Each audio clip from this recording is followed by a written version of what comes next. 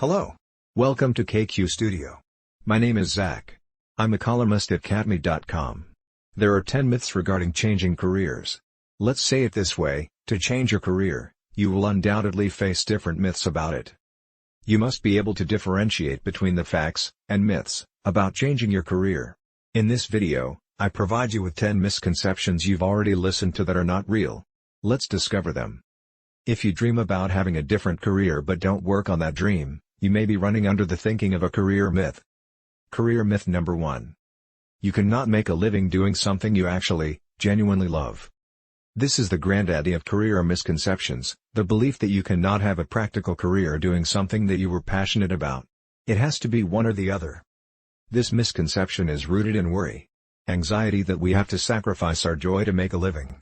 Do not value the myth that you can't earn a living by doing what you love. When I initially began training, I heard from many people that it would be challenging to earn a living doing this job. So I just decided to discover coaches who achieved success and to pick up from them. If you find yourself valuing this myth, consider this question. As you review your life, what will you be sorry for extra? Following your passion or following your concerns? Career myth number 2. It's a laborious market or economy. When the papers and various other news resources claim that unemployment numbers continue to be consistent, work development is at a standstill. We're experiencing sluggish financial recovery, scaling down, and contracting out, do not believe it. It's a myth because it does not show the whole story.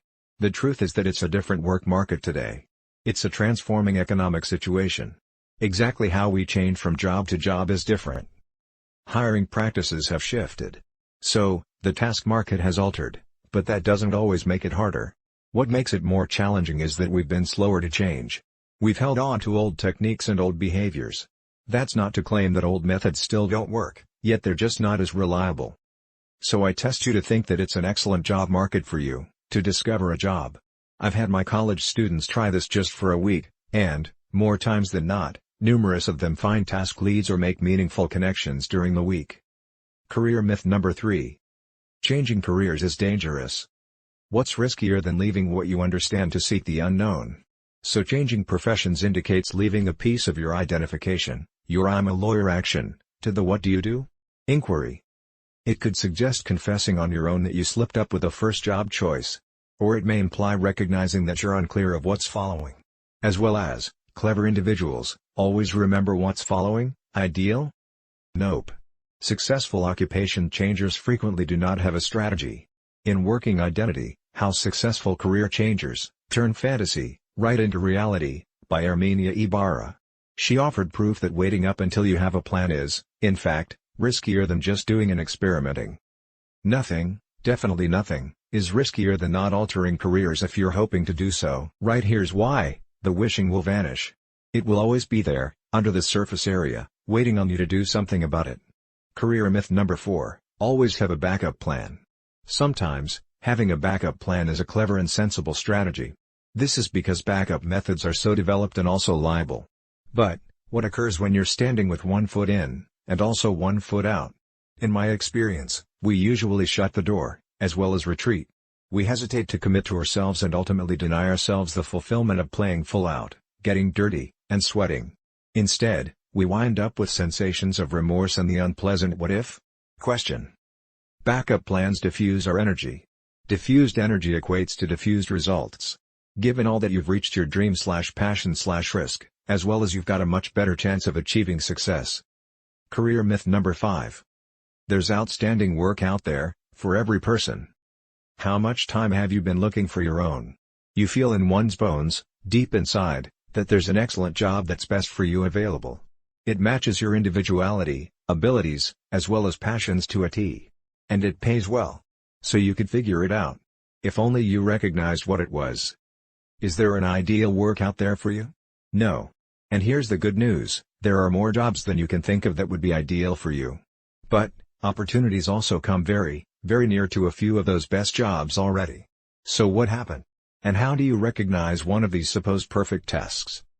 Ever see the ideal gift for a person, but it's months till their birthday celebration?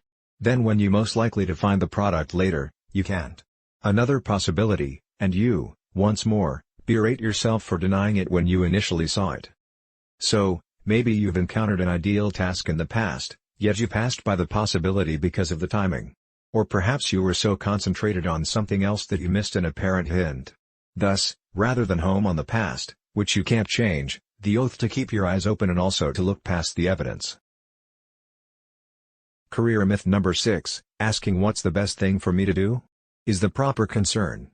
This is just one of the most typical questions when considering a career change. It appears like a rational analysis, evaluate the advantages and disadvantages, and examine the equilibrium. Do not ask yourself this concern. It seldom leads you to the answers you're seeking. Instead, it will lead you to feel overwhelmed with choices, noise familiar, or feeling like you need to select what's valuable over what seems to be impractical. The concern that will lead you to responses is simple, yet hard. It is, what do I wish to do? This is a highly different inquiry than what's finest. Career myth number 7. If you don't like your job, you're possibly in the wrong position. Cause and effect, right? One way to tell if you're in the best career is whether you like your job. If you're dissatisfied with your work, it's probably an indicator that you must re-examine your real job option.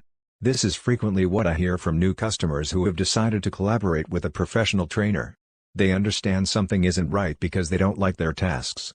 However, their natural assumption is that their discontentment is a sign and symptom of a more significant hidden problem, their career selection. This is an instance of false logic. Not liking your work may be informing you, you're on the wrong task. However, it doesn't always suggest you're in a lousy job. You might simply be helping the wrong person or the incorrect company. It takes an experienced coach to recognize the source of discontent, and I assume it's tough to do it independently. Career myth number 8. Everyone needs a mission declaration. Do you know what your objective is? Objective declarations are intended to assist us, keep us on track, and help us move forward. But what if you don't have one? Does that imply you're predestined, never to satisfy your potential career-wise?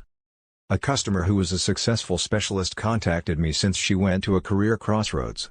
She felt that she would know which career path to take if only she can discover her objective in life. She had a clear goal for training, discover her purpose. Instead, the most amazing thing happened. She decided that she didn't need a goal.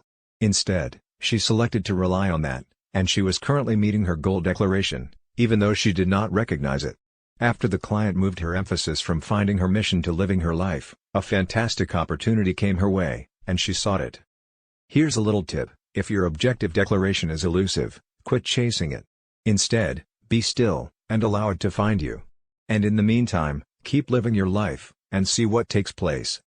Career myth number 9. Expect a professional epiphany. When you see a link to find your dream job, do you immediately click it to see what's there?